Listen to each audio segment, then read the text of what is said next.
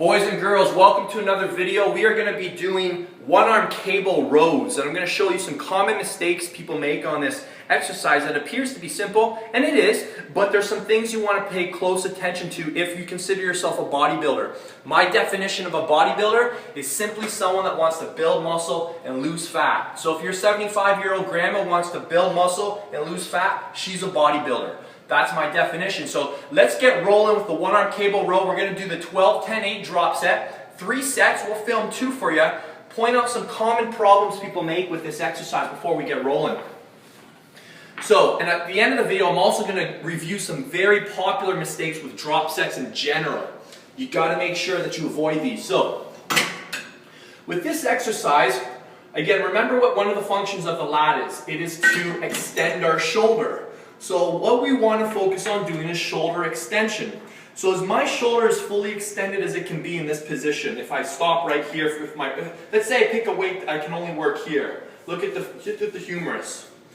Not really, right? Now what if I lighten the load and I can pull back here? Now look at the humerus. A lot more extended, lat's getting shorter. Now what if I find a load that I can get my wrist right into my rib cage? That's pretty much as short as I can get the lat for this particular exercise. So does it not make sense to find a load that I can go through a full range of motion on?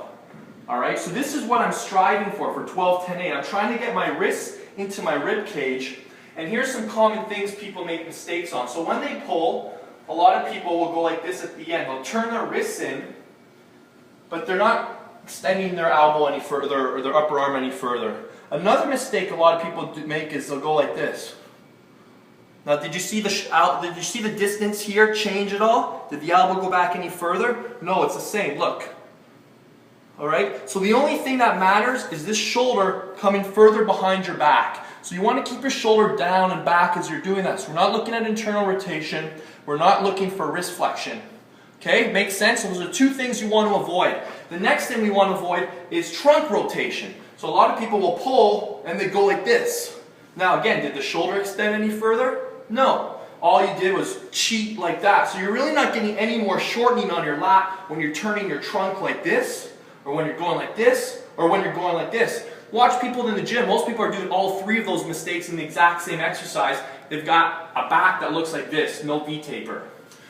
Alright, Vinny's been yapping too much. Let's get rolling. We're going to go 12-10-8 right arm and 12-10-8 left arm. So things I'm thinking about is keeping my shoulder down and back. So shoulder is down and back. I focus on protracting, retracting, and then I row.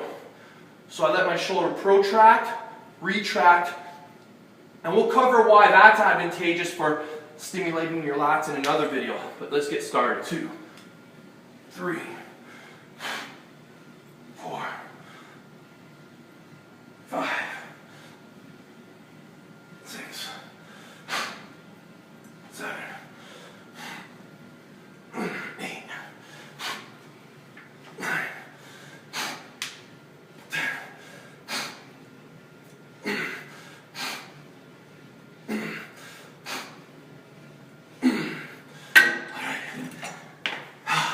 So with a drop like this, we're literally going down in really small increments.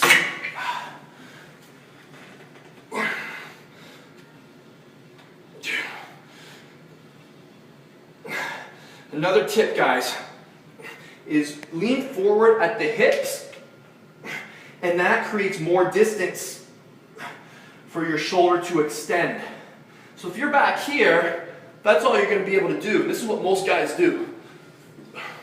If we bring our trunk forward, you're pre-shortening the lat, which makes it even harder to pull through. So think tall, upright, lean forward at the hips.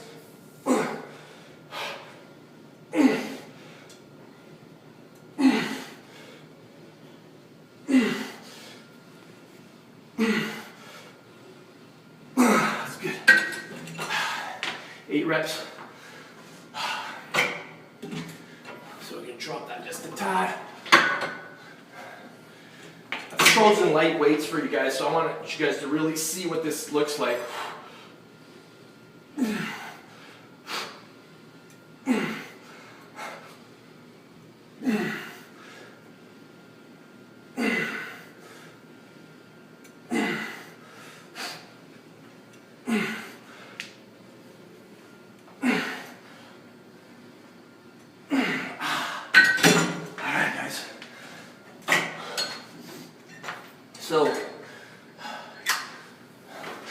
I'll do the next set on my own, but that's what I want you guys to see. Again, couple main cues there. Focus on getting that wrist into the rib cage. Keep your shoulder down and back, and keep your trunk square with what's in front of you. There's about 3 or 4 other tips I could give you guys on keeping those lats more engaged, but we'll save those for another video. That's more than enough for now. Now, how do you learn this in application at the gym? For me, I focus on 1 cue a workout. So if I were to give you 3 cues in 1 workout, it'd be way too much. So just think about, for the first set, for the first week, just think about getting wrist to rib cage, wrist to rib cage, wrist to rib cage. That's your cue. Next time you go to the gym, just think about wrist straight, wrist straight, wrist straight. Next time you go to the gym, shoulder square, shoulder square, shoulder square. And just run those cues in your head, and that's what you should be thinking as we're doing the set.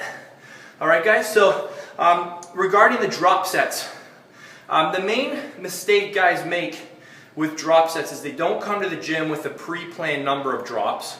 They go based on feel. We discussed this in other videos. There's no other athlete in the world that trains based on feel.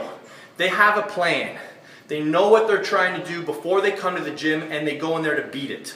So if you're showing up at the gym hoping, you know, you just have a great workout, you might some days, but other days you're just going to fail. So know how many drops you're going to do. And then the second thing you want to make sure you're aware of is that you don't do drops every single exercise of the workout if this is new to your program. You would add drops just to the first exercise and then do your straight sets on your second and your third exercise. Does that make sense, guys? But coming to the gym, it's kind of like going to the track and you've never sprinted 400 meters and the workout should be like 2 by 400, but you go on and do 8 of them. It's gonna take like weeks to recover, and you're never gonna benefit from that workout. You'd be better off just coming in, doing 2 really good quality sprints around the track, then rest, and then building up slowly. Does that make sense?